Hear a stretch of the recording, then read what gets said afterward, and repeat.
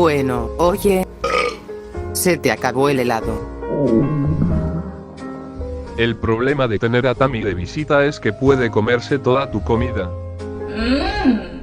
Espera, no te vayas. Empiezo a tener frío. Quizá necesite que me calientes.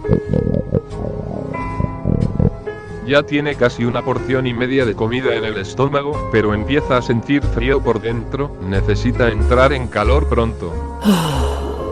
Me estoy hinchando de tanta comida.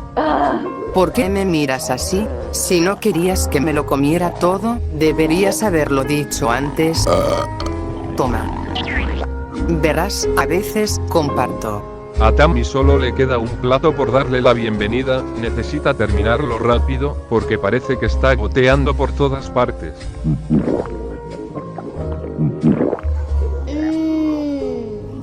Uf. Oh no, me estoy congelando.